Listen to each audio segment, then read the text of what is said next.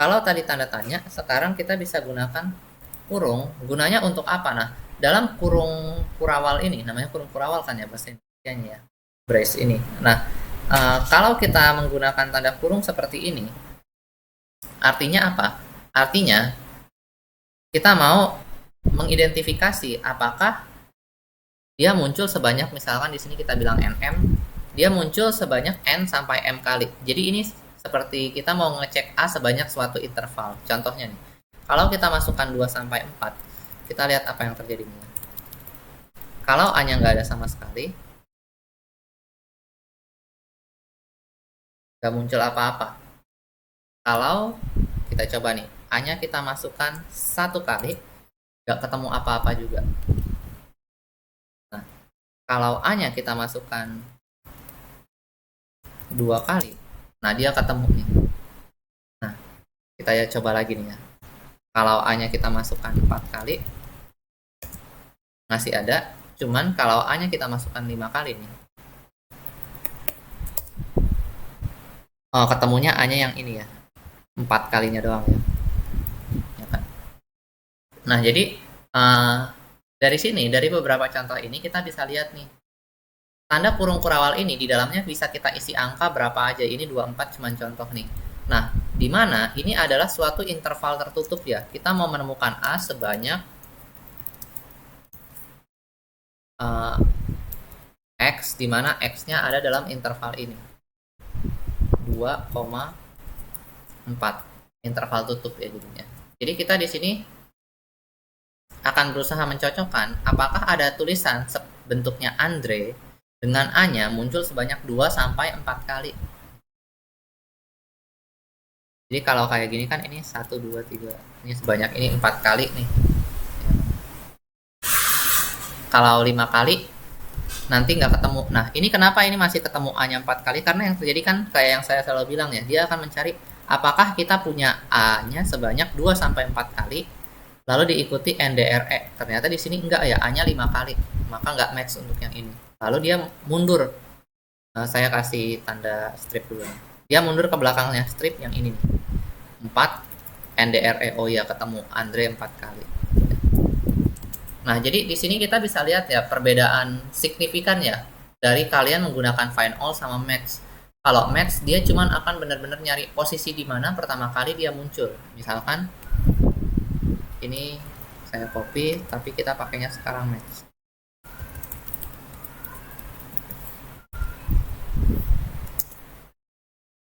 Nggak muncul, harus di print.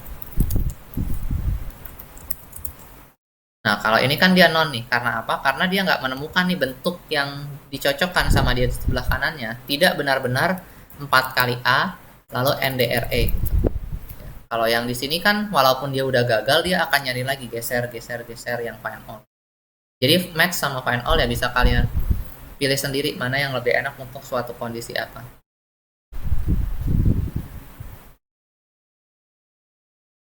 Oke, sampai sini ada pertanyaan? Pak, itu kenapa non, Pak? Karena nggak ketemu bentuk yang seperti ini nih, A sebanyak 2 atau 4 kali dilanjutkan dengan Dre. Di sini kenapa nggak ketemu? Karena di sini A-nya 5 kali. Oh, berarti A-nya sama persis gitu ya, Pak? Iya, kan kalau match kita mau mencocokkan yang sama gitu. Oh, oke. Pak, Mhm. itu bisa nggak Pak intervalnya di setiap huruf Pak ditaruh? Intervalnya di setiap huruf, maksudnya ini lagi gitu. Ya, maksudnya di N-nya ada interval lagi, di D-nya ada lagi, R-nya ada lagi. Bisa kok, nggak ada masalah. Misalkan kita bikin supaya dia cocok ketemunya. Ini A-nya 3 kali, lalu N-nya 2 kali gitu. Nah, dia bisa nemuin nih A 3 kali karena kan masih masuk nih. 3 terletak dari 2 sampai 4. N-nya 2 kali terletak kan dari 1 sampai 3 gitu. Misalkan N-nya kita lebihin lagi, N-nya 3 gitu. Bisa juga. Jadi kita kalau kita menggunakan quantifier ini bukan cuma yang kurung ini ya, tapi tambah gitu. Terus yang ininya bintang juga bisa-bisa aja, nggak ada masalah. Jadi ya makanya nanti bahkan mungkin regular expression yang kita tulis nggak bisa dibaca manusia gitu. Yang penting waktu kita bikin kita tahu bentuk kayak apa yang ingin kita benerin semuanya nih gitu ya. Jadi nanti ya bisa berantakan banget, aneh gitu bentuknya. Pak, kalau ini kan Bapak kan buat apa kayak buat datanya sendiri, tapi kalau kita melihat dari data yang gede banget ke BPD kemarin itu gimana Pak caranya? Ya, kalian akan mencari ininya kan. Pertama kalian buka dulu data frame-nya, ya kan. Setelah kalian lihat data frame-nya kan, kalian cari. Makanya saya bilang proses data cleaning yang paling lama, kalian harus mencari tuh setiap kolom ada yang memuat error nggak. Ya, kalian kan harus recognize apa aja karena bagaimana mempermudah ngecek kolomnya. Jadi ngeceknya tuh bukan satu kolom kalian cek pakai mata ya. Tapi cara ngeceknya adalah kalian pilih satu kolom lalu kalian gunakan syntax .unique untuk apa? Untuk melihat entry di kolom itu bentuknya apa aja. Nah, kalau misalkan itu masih terlalu banyak, kalian bisa ya gunakan regular expression gitu. Misalkan contohnya kita mau benerin nama Andre gitu. Atau benerin ini deh, kita mau benerin tulisan United States gitu. Nah, kalian berpikir kira-kira pattern apa aja yang bisa terjadi di United States. Jadi waktu searchingnya bukan cuma dengan menggunakan .unique, tapi kalian menggunakan regular expression juga untuk cocokin apakah ada huruf-huruf seperti ini gitu. Misalkan kita berpikir, oke, kalau saya punya tulisan United States gitu, ini langkah pertamanya ya. Langkah pertama untuk memverifikasi adalah kalian berusaha menemukan semua bentuk yang bentuknya kayak gini gitu. Oh, United States kan mungkin aja ada typo dimanapun gitu ya. Berarti yang akan kita gunakan adalah apakah ada bentuk yang munculnya 0 sampai berkali-kali gitu. Ini giniin dulu aja gitu. Lalu kan kemungkinan ada spasi yang typo berkali-kali ya. Spasi sebentar, bintang itu bukan di depan tapi di belakang. Spasi, terus nyari lagi, terus ada huruf S, bintang lagi, stage. Spasinya nggak di bintang kan? Oh iya, spasinya lupa di bintang.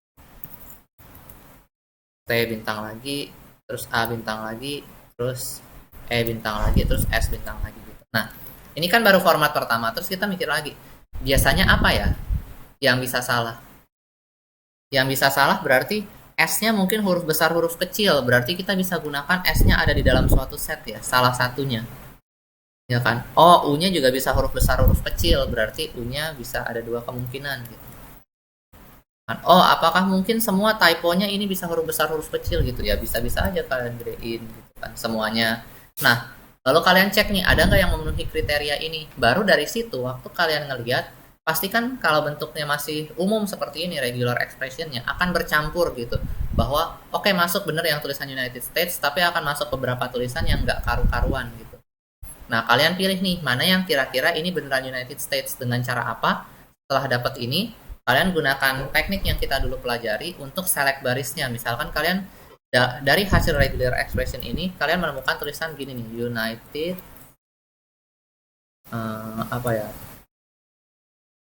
States ini misalkan.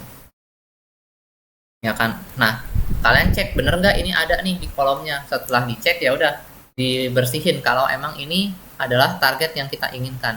Kenapa kita perlu memverifikasi ulang untuk suatu baris yang terjadi seperti ini? Karena kadang-kadang kita ngelihat suatu typo gitu. Misalkan contohnya kemarin siapa yang saya udah kasih tahu ya? Kayaknya Arvin ya. Kalau kalian ngelihat tulisan kayak gini, kita nggak bisa langsung menarik kesimpulan bahwa ini adalah United States ya. Kenapa kita nggak bisa menarik kesimpulan ini adalah United States? Oh, saya ngetiknya salah. Karena seperti ini nih. Kalau kolomnya, misalkan ada kolom negara dan kota gitu, data penjualan di seluruh negara, ada kolom negara dan kota. US itu di sini kita lihat nih, kalau misalkan negaranya US, misalkan negaranya adalah US, tapi di kolom kotanya, misalkan apa ya, New York gitu. Oke, berarti ini adalah United States. Kita bisa benerin ke format yang kita mau kayak gini. Tapi, apa yang terjadi kalau misalkan kalian lihat negara, ininya US, terus kotanya yang kalian lihat bentuknya Palembang gitu. Bisa aja ini merupakan suatu typo. Kalau kalian lihat di atas keyboard kalian, U itu sama I sebelahan ya. S itu sama D sebelahan ya. Bisa aja dia sebenarnya ngetik ID tapi kegeser satu posisi waktu orang ngetik ya kan. Jadi makanya ketika kalian mau benerin data, kalian harus perhatikan juga dengan kolom lainnya apakah ini bener nih adalah typo yang sesuai dengan apa yang kalian bayangkan. Jadi emang ketika kalian melakukan proses data cleaning ini akan lama banget. Ini adalah proses yang paling lama dari semua proses di ngurusin data gitu.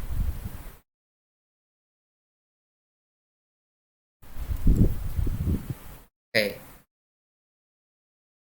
Jadi ya pertama ya berusaha cocokkan dulu format yang kalian kenal lalu ngecek lagi. Nah, dan bahkan ini yang saya blok ini yang dari UUNNN ini belum tentu bisa menangkap semua kesalahan yang terjadi di kolom tersebut.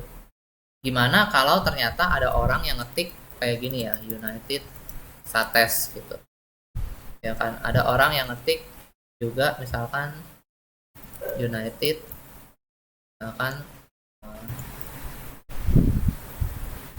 Satesnya kayak gini gitu. Kan banyak banyak kemungkinan kan kesalahan input terjadi. Nah,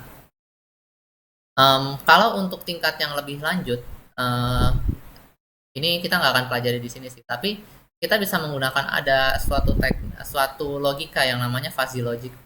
Ya, nah menggunakan fuzzy logic itu di Python udah ada sintaksnya untuk berusaha mencocokkan berapa persen kemiripan dari datanya. Jadi ketika kalian mencoba mencocokkan tulisan United States dan United States ini, misalkan yang benarnya kayak gini, United States sama yang ini United States ini, akan ada persentase berapa persen kemiripannya. Nah, menggunakan fuzzy logic itu kalian jadinya bisa tahu, oh ini ada kata yang mirip dengan United States dengan kemiripan 70% gitu. Nah, kalian bisa masuk ke dalam barisan itu, kalian cari barisan yang seperti ini kan, itu katanya apa, lalu kalian cocokkan, oh ini bener nih, ini harus dibenerin jadi United States gitu, yang ini enggak, ini harus dibenerin, yang ini enggak gitu. Tapi kita nggak akan pakai fuzzy itu di kuliah ini. Nah, semuanya kenapa bintang digabung sama tambah nggak bisa ya? Bintang digabung sama tambah, maksudnya gimana? Jadi misalnya tulis Android, Android itu A bintang, jadi A nya data berapa terus ditambah Android gitu. Atau nggak perlu tambah gitu? Coba nih ya, misalkan kamu mau cari apa fit A bintang ditambah Dre gitu. Bintang tuh juga Pak? Atau apa?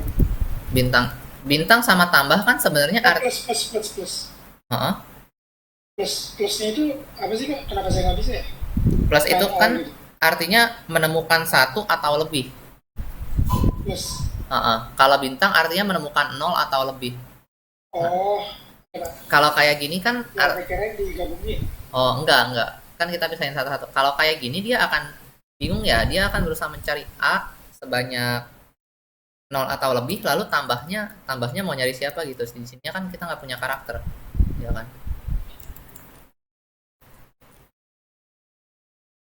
Oke.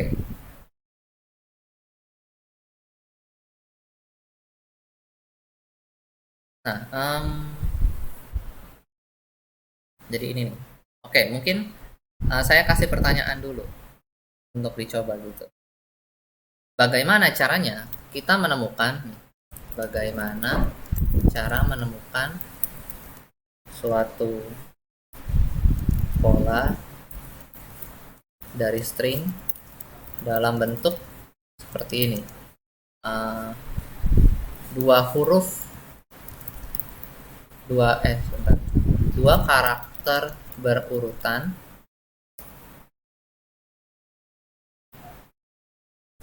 yang muncul lebih dari yang muncul 2 kali atau lebih. Contohnya kita mau mencari bentuk kayak gini nih, AB.